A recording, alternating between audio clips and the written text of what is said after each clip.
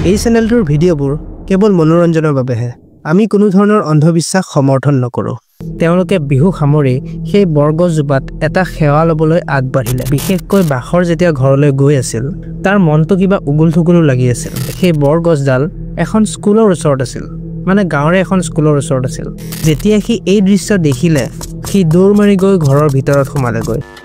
নমস্কাৰ বন্ধুসকল আশা কৰো আপোনালোকে ভালে আছে মোৰ নাম হৈছে সুজিত আৰু মই আপোনালোকক ৰহস্য টিভি ইউটিউব চেনেললৈ স্বাগতম জনাইছো আজিৰ কাহিনী মোক ইনষ্টাগ্ৰামৰ জৰিয়তে বাখৰ গগৈ পঠাইছে আৰু আপোনালোকৰ লগতে যদি এনেকুৱা কিছুমান ভৌতিক ঘটনা ঘটিছে তেন্তে মোক ইনষ্টাগ্ৰামৰ জৰিয়তে জনাব পাৰিব যাক মই কাহিনী ৰূপে সকলোৰে আগত আগবঢ়াম আচ্ছা এটা বাখৰৰ যি কাহিনী হেয়া বহাগ বিহুৰ সময়ৰ মানে কথাটো এনেকুৱা যেহেতু বিহুৰ বতৰ বাখৰ হতে গাঁৱতে থকা এডাল বৰগছৰ তলত বিহু মাৰিবলৈ ৰাতি ওলাই গৈছিল আৰু সিহঁতে বিহু সামৰে মানে প্ৰায় 10টা 10:30 এনেকুৱা বাজিছিল আৰু তেওঁ কোৱা মতে সেই বৰগছডাল এখন স্কুলৰ ওচৰত আছিল মানে গাঁৱৰে এখন স্কুলৰ ওচৰত আছিল আৰু গাঁৱৰ পৰিৱেশত এনেকুৱা দেখিবলৈ পোৱা যায় যে বিহুৰ সময়ত কোনোবা বৰগছ বা স্কুলৰ ফিল্ডৰ ওচৰত ডেকা গাভৰুৱে বিহুৰ অখৰা কৰে তেওঁলোকেও ঠিক তেনেকুৱাই কৰিছিল এতিয়া বাখৰ হতৰ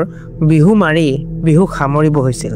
এতিয়া 10:30 মান বজাত তেওঁলোকে বিহু সামৰি সেই বৰগছজোপাত এটা সেৱা লবলৈ আগবাঢ়িলে এতিয়া তেওঁলোকে সেৱাটো লবলৈ যেতিয়াই তলত বহিছিল কিবা এটা যেন বগা পোহৰ সিহঁতৰ ফালে ভাহি আহিছিল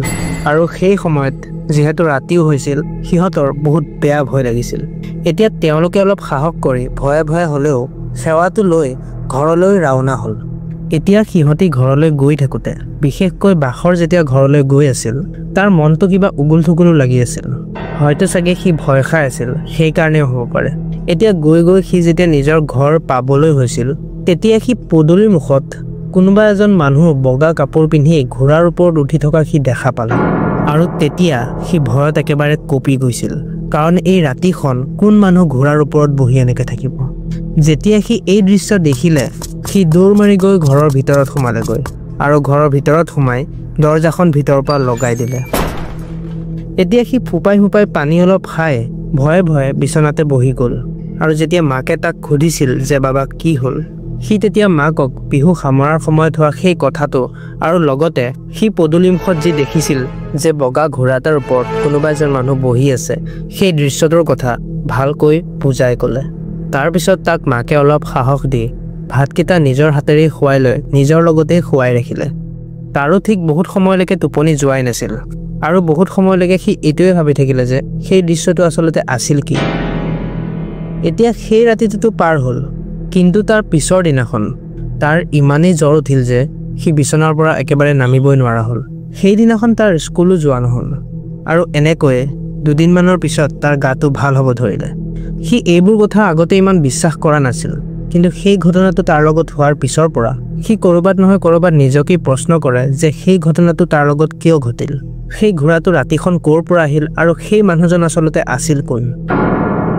সঁচাই আচৰিত কথা নহয় জানো এতিয়া এই কথাটো তাৰ মাজতে ৰহস্য বনি থাকি গ'ল কিন্তু আপোনালোকৰ মতে কমেন্টত জনাবচোন যে সেই মানুহজন আচলতে আছিল কোন